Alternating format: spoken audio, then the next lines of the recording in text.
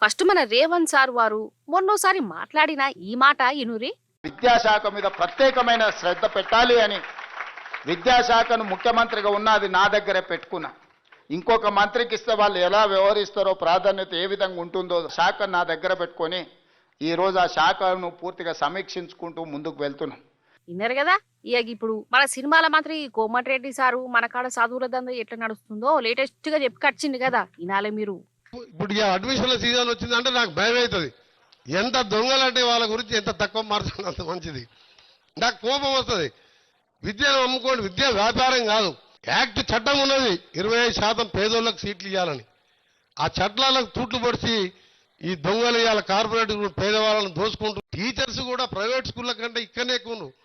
అట్లా అక్కడ ఉట్టి డిగ్రీ చేసిన వాళ్ళు ఉంటారు, ఇక్కడ పిహెచ్డి చేసి ప్రూఫ్ సర్వీస్ చేసి ఏ ఉద్యోగం రాక లెక్చరర్ ఉద్యోగం చేసిన వాళ్ళు ఉంటారు. ఇక్కడ ఎందుకు పోతున్నా ఎవరికి అర్థమైతలేదు.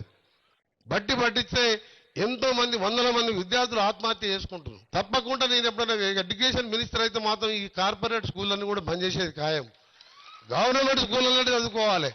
ఆ గనాట నేనే గనక చదువుల మంత్రిని అయితే అసలు గిట్ల ఉండనే ఉండకపోవు. ఈ దందాలు చేసి ప్రైవేట్ కాలేజీలను బంద్ చేపిద్దును, అందులో చదువులు చక్కగా లేనే లేవని చెప్తుండు. అంటే ఒక్క మాటలు చెప్పాలంటే తెలంగాణలో చదువులు సత్యనాశైని. చదువుల శాఖ నాకితే నేను బాగు చేద్దును అంటుండోలా. ఇప్పుడు చదువుల మంత్రి మనకు రేవంత్ సారే కదా. అంటే కోమటిరెడ్డి సారు డైరెక్ట్ రేవంత్ సార్నే దెప్పి పొడుస్తున్నట్టు అంతే కదా.